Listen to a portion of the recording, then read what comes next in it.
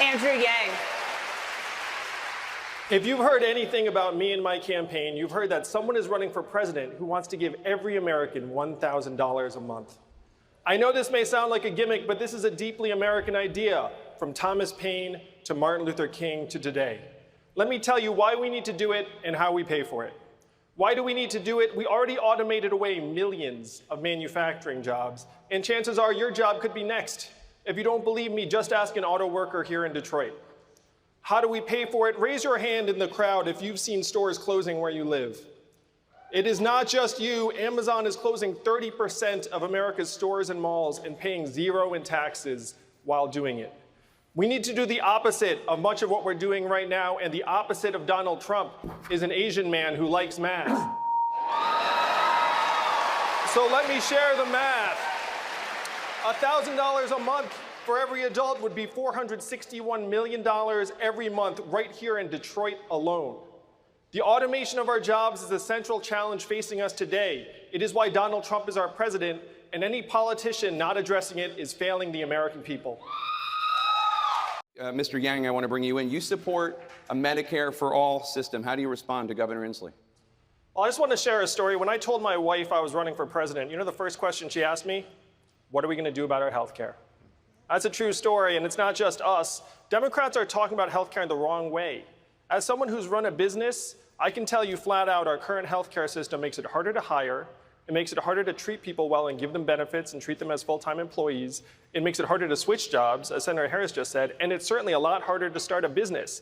If we say, look, we're going to get health care off the backs of businesses and families, then watch American entrepreneurship recover and bloom. That's the argument we should be making to the American people.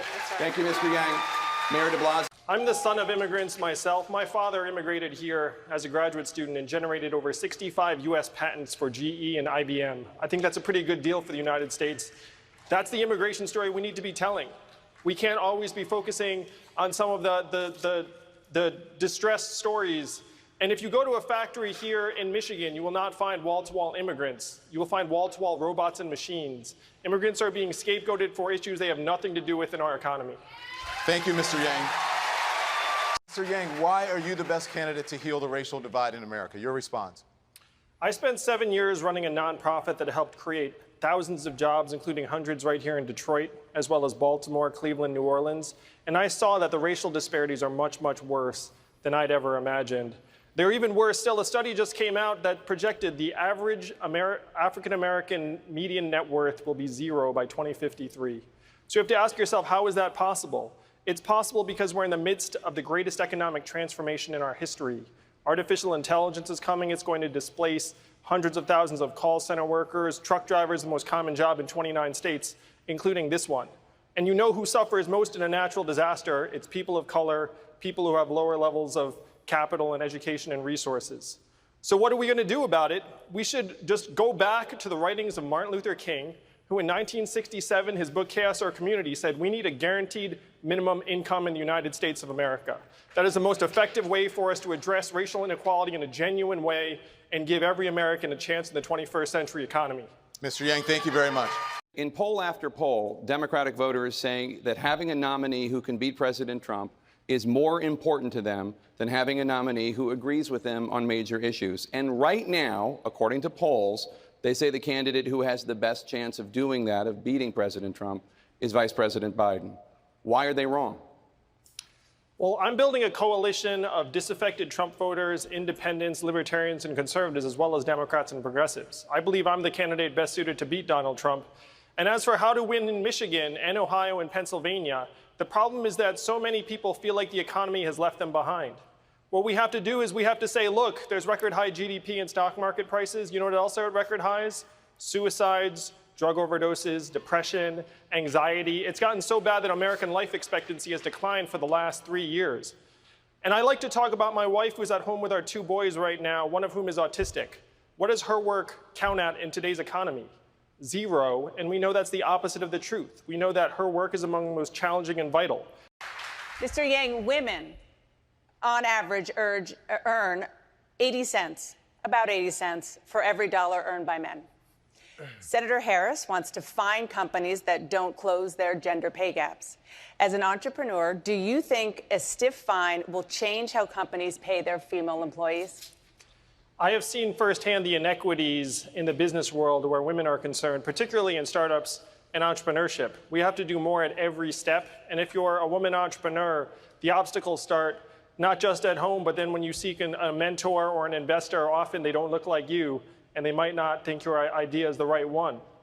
In order to give women a leg up, what we have to do is we have to think about women in every situation, including the ones who are in exploitative and abusive jobs and relationships around the country. I'm talking about the waitress who's getting harassed by her boss at the diner, who might have a business idea, but right now is stuck where she is.